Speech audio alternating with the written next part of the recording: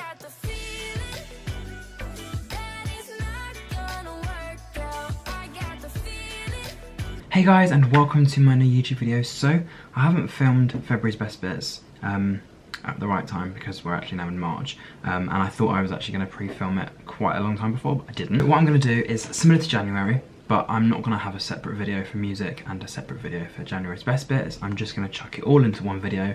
I'm not going to do any silly dancing or anything like that either because it didn't really go down very well, and these videos don't get many views anyway. They're on my second channel, so it's mainly just for me to sort of remember what's happened over the month. So I think the number one thing, and the thing that I've got right at the top of my list, is Marshmello did a virtual concert in Fortnite. He has songs with people like Selena Gomez, I can't think of anybody else, Anne-Marie. Yeah, so he's, I think, a DJ, not a remixer. He's a DJ, and he did a virtual concert on Fortnite. I feel like I'm repeating myself, but yeah, we can edit that. And it was very, very interesting because I think what he did is, well, it was live, and I think he was premiering one of his new songs, or it might have been an old song or whatever, and he turned it into a music video, just that little concert to a video, so that was quite cool. Bambino Becky and Jack Ben Edwards both actually hit 100,000 subscribers. I think Becky hit 80,000 first, then she hit 90,000, then she hit 100,000, and now she's on 110,000, and I think Jack's just gone over 101,000. And a lot of her videos, most of them are about comedy and funny things. And obviously Jack, he's definitely a university student. He actually goes to Durham University, and he does a lot of videos about university life, university advice, tips, halls, how to study, revise with me, and those sorts of things. And I actually met both of them for the first time at Summer in the City. I met Bambino Becky back in 2017, and I met Bambino Becky in 2018, and obviously Jack in 2018 as well. I did my first Trent TV opportunity with my university. Trent TV is a society where like-minded people, creative people, people interested in videography, photography, modelling, presenting, those sorts of things come together. You pay £5 for the society for the year, and people post things on the Facebook page, and if you feel like one of the opportunities is something that you want to do, then you just quickly sign up. Obviously the roles are limited, and it's first come, first serve. The first one I actually helped out with was during Sexual Violence Awareness Week. So what we had to do, there was a panel, and 3 of the girls pretty much got on camera. They were the first 3 to say, I want to be on camera. I was the presenter, had to sort of just present and say, this is where we are, this is what we're doing, and a couple of interviews with a few people. Nottingham Creatives, I put Nottingham Creatives meetup and behind the scenes. So I did, well, I got Tasha, one of the girls from the meetup, to actually just film like little behind the scenes thing. It was quite funny, and you see me like prancing around like the little forest or whatever on uni off campus. I am planning on doing a full out documentary and full out series on the Nottingham Creatives. So for those of you that again don't know who that is, it's basically like Trent TV, but it's not related to the university at all. It's just a group of people in Nottingham, so that could be students, that could be professionals, models, vloggers, YouTubers, whatever, that are interested in creative stuff and coming together and collaborating. Bad Baby, so my girl, she actually has released a makeup, well, she's done a makeup collaboration with, was it, I can't remember what the company was called. She did a makeup collaboration. Jeffree Star then did a reaction video to that, and they are both in a video. I think she came to his place, or he went to her place, and obviously they've got all like their security guards and everything there as well, but he reacted to the makeup collaboration that she did and telling us what he believes of it and whether it was good or bad. Bad Baby obviously also had a fight with Iggy Azalea. I'm not sure if that was in February, not sure if that was in January, and I'm not even sure if that was back in 2018, but there was a little bit of beef between Iggy and Bad Baby. And Bad Baby has also released a load of new music, so although she's had her album entitled 15, she has recently released a song called Bestie with, was it Kodak Black? And I think she's just released the music video for that as well. So again, I'll just insert a little bit of that so you can just see what she's like been working on for the last couple of months. Hashtag I'm a Creator actually turned 1 year old. So I've only been in the community for pretty much like 5-6 months, so only like half a year. But yeah, when I first started, I was pretty much on like what, 3-4, I wasn't even on 300 subscribers. I think I was on about like 100 subscribers by the end of the first session, when I had my like 5 minutes of fame, because that's what it was called before. I actually went up by like 150 subscribers.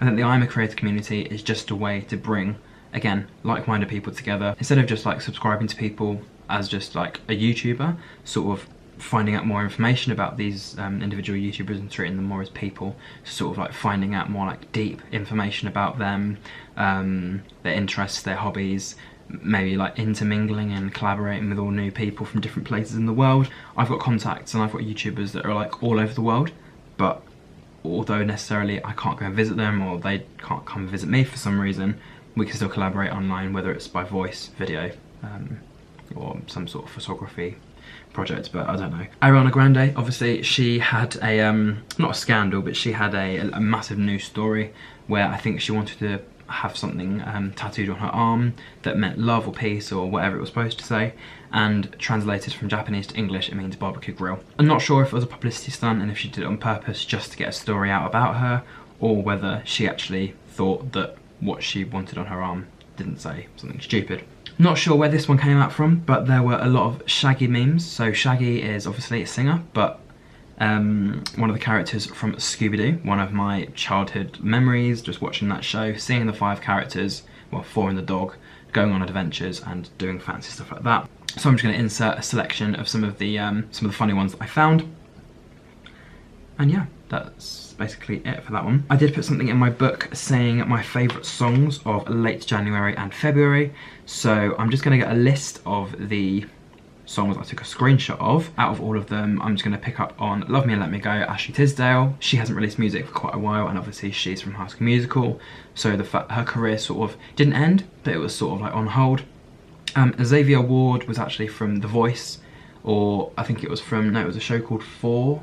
I think it was called 4 or something. So she was on that. She did a collaboration with James Charles, so it helped her name get out there a little bit more. Zayn released his album and he did a song with Nicki Minaj called No Candle, No Light. And yes, so there you can see a few of the other songs that actually came about in the era of, well, January and February. There was a massive fight between Emery Bingham and Hailey Sullivan on Instagram.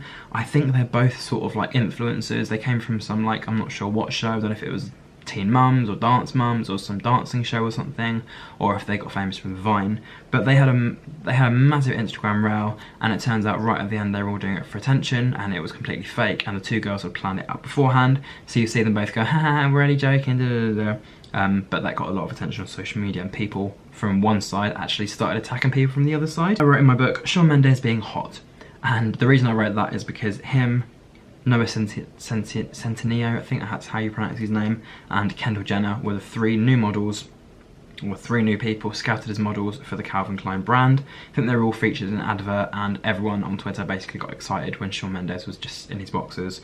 Not gonna lie, the view was great, but it obviously caused controversy and everything like that over social media. But yeah, it was nice to look at. We also know that VidCon actually happened in London. So for those of you that don't know, VidCon is actually in a US version of what we have Summer in the City, but VidCon actually pretty much came to London, and I had the opportunity to go and probably could have gone, but I think the tickets were a little bit too expensive. It was last minute for me to go and get tickets to go to London, and I actually didn't have anyone to go with and didn't know anyone that I knew that was going, basically. At our university there has been a rumour going around that a lot of students are actually getting mumps. I'm not sure what mumps is. I think it's like the measles and all your like body parts start swelling up and stuff, so I think that's been going around the university. Not sure how it started, but one girl was interviewed and she pretty much just said that she knew, and yeah, she knew of people on the rugby team and the cheerleading team that have actually caught this viral infection, and one of the cheerleading sessions had to actually be cancelled because even if you're in contact with someone but not touching them physically, you can still catch it like through the air and through those sorts of things. Barbie BDSM, never seen it in my life, never heard of it in my life, and I would not associate Barbie being any sort of BDSM sort of thing, but I stumbled across a post from Facebook several years ago, and here are some of the pictures of some of the different types of Barbie BDSM pictures and stuff that I've come across. It's very, very weird, it's very, very creepy, but at the same time it's sort of like, Barbie's evolved, she's changed since then, and yeah, I don't know, I just thought that was just interesting to pick up. Obviously this Momo thing has been going around. It's a Momo challenge thing where I have no idea what it is. I still haven't seen it myself,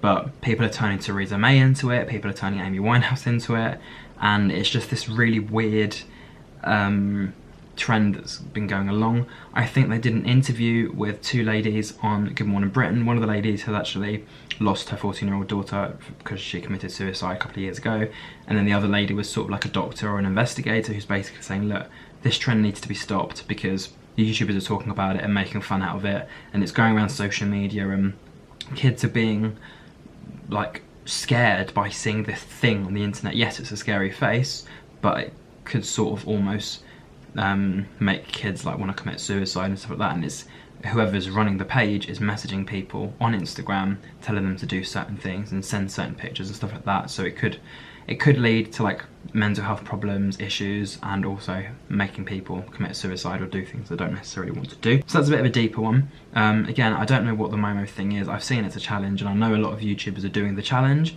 where they call up random people and make them do things, but it's just a little bit weird that they're targeting younger kids and teenagers as opposed to adults, because they know they're not going to fall for that. So the last thing from this month is actually from Jake Quickenden, former X Factor contestant, came runner-up in I'm a Celeb and was on something else as well.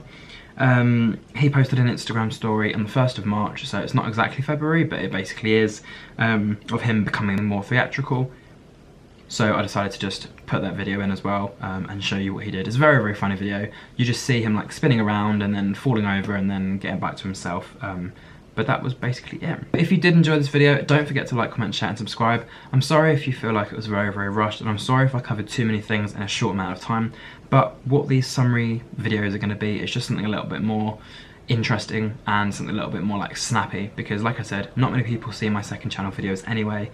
This is pretty much just for me to remind myself what goes on throughout the months, and yeah, at the end of the year I'm probably going to do a summary of each of the summaries and just sort of see where we're at and how many weird and wacky things have happened in the year. I'm going to start focusing more on myself now.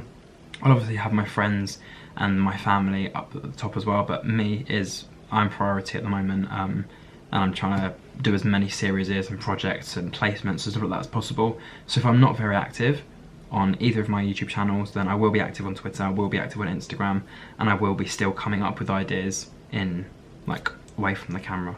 But yeah, if you did enjoy this one, don't forget to like, comment, share, and subscribe, and I will be with you for another random video on this channel that won't go on my main, or March Best Bits when March is over. So until then, thank you very much for watching. Goodbye.